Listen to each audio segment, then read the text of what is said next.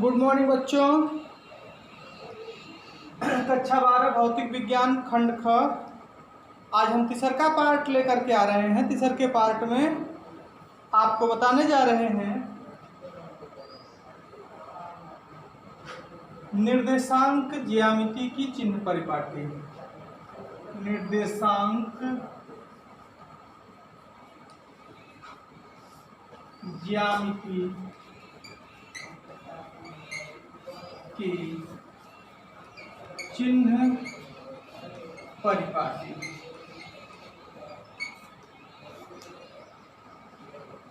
जैसा कि आपको कक्षा 10 में भी बताए रहे होंगे, उसी प्रकार से इसमें भी है। नंबर 1 होता है दर्पण पर प्रकाश की किरण सदैव बाईं ओर से डाली जाती है। नंबर 1, दर्पण पर प्रकाश किरणें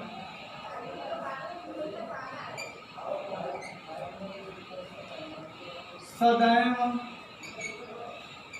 बाईं ओर से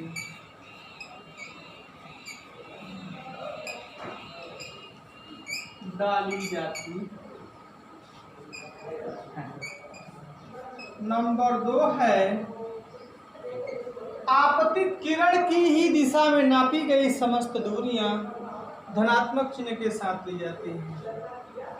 आपतित किरण की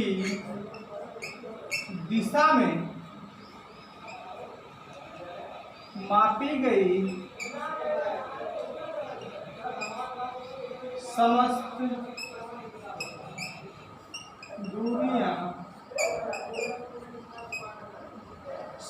दूरियां धनात्मक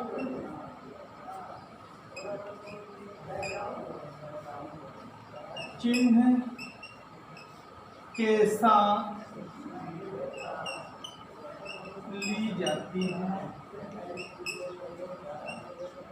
तथा विपरीत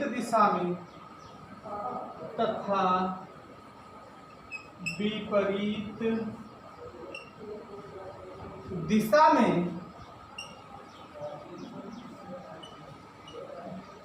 ऋण चिन्ह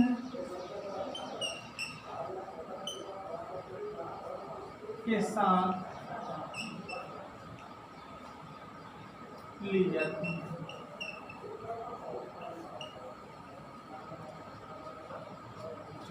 नंबर अगला है आपका समस्त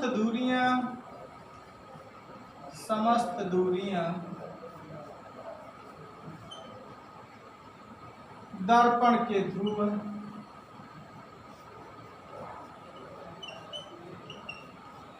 तथा मुख्य अक्ष के साथ साथ मापी जाती है। मुख्य अक्ष के साथ मापी जाती है। नंबर अगला है मुख्य अक्ष के ऊपर नापी गई वस्तु अथवा प्रतिबिंब की लंबाई धन की चिन्ह के साथ तथा मुख्य अक्ष के नीचे मापी गई समस्त लंबाइयां ऋण चिन्ह के साथ ली जाती हैं। इसके बाद आता है दर्पण पर प्रतिबिंब बनाने का नियम। इसके 3 नियम होते हैं। अगला है भाई दर्पण पर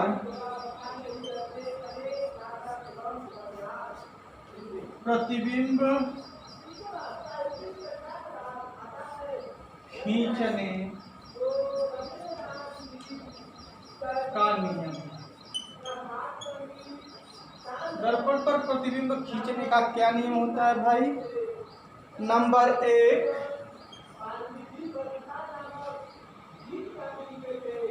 मुख्य अक्ष के समांतर चलने वाली प्रकाश की किरणें मुख्य अक्ष के समांतर चलने वाली प्रकाश किरणें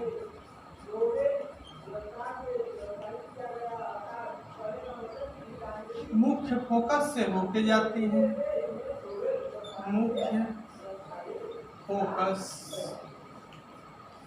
से होकर जाती है। By figure you can draw like this, आप इस प्रकार से समझ सकते हैं। फिगर के माध्यम से आपका यह मुख्य अक्ष या ध्रुव है, यह आपका केंद्र है, यह आपका फोकस है। कह रहा है मुख्य अक्ष के समांतर चलने वाली समस्त प्रकाश की किरणें दर्पण से परावर्तन के बाद मुख्य फोकस से होके जाती हैं। यह नियम नंबर 1 है इसका। इसके बाद नंबर 2 आता है केंद्र से होकर के जाने वाली प्रकाश की किरणें। केंद्र से होकर जाने वाली प्रकाश किरणें बिना विचलित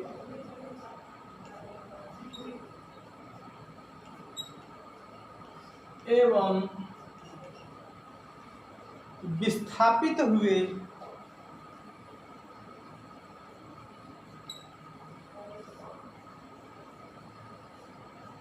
सीधी निकल जाती है, सीधी निकल जाती है।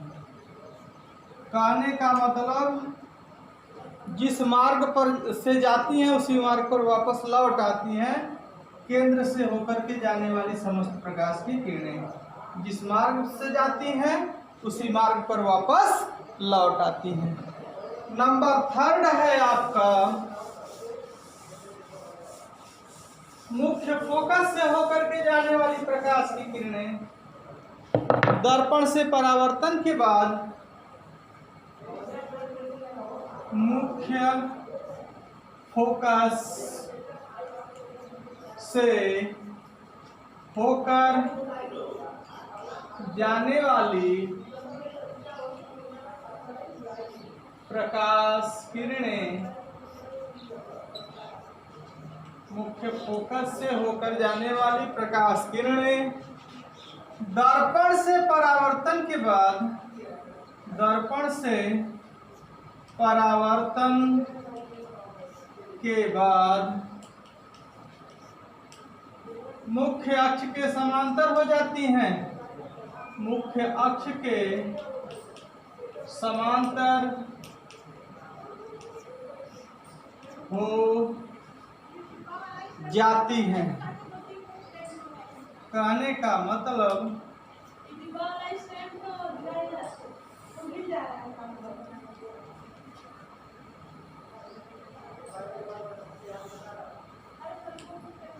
ये आपका F है, ये आपका C है।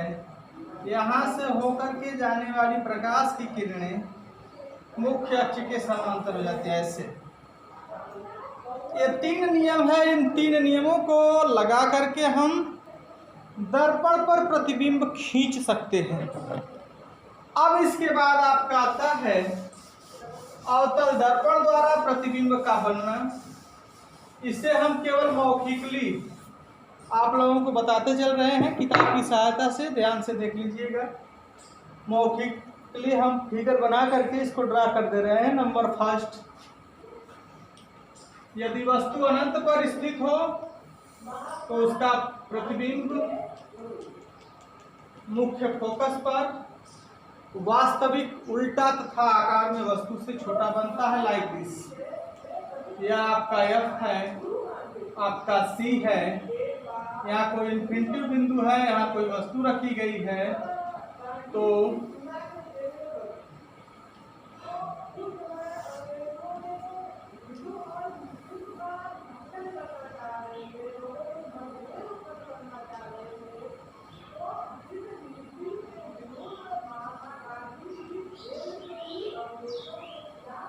यदि वस्तु अनंत पर स्थित हो तो उसका प्रतिबिंब मुख्य फोकस पर, यह एफ है आपका, मुख्य फोकस पर वास्तविक उल्टा तथा आकार में वस्तु से छोटा बनता है।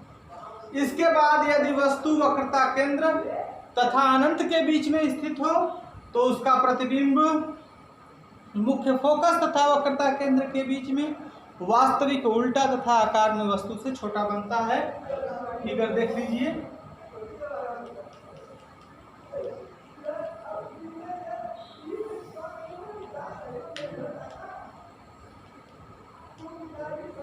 वस्तु यहाँ पर स्थित हो तो उसका प्रतिबिंब भाई कहाँ बनेगा, देख लीजिए।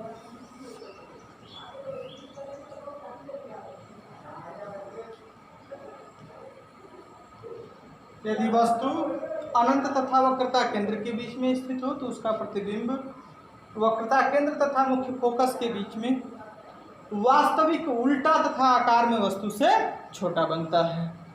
यह सेकंड हो गया। इसके बाद आपका थर्ड आता है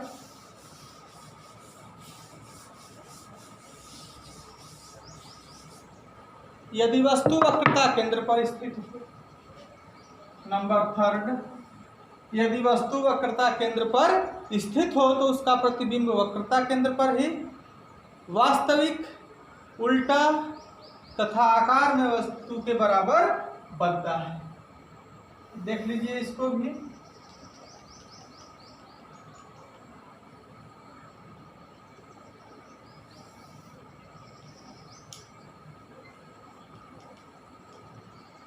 वस्तु यहाँ पर स्थित रहेगा,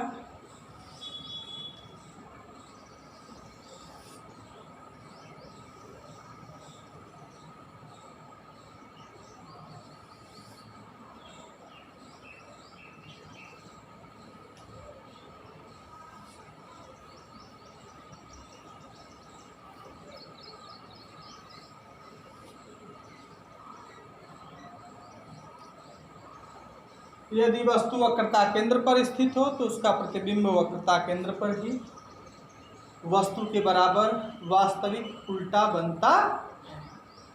आज के वीडियो में इतना ही। अगले वीडियो में धन्यवाद।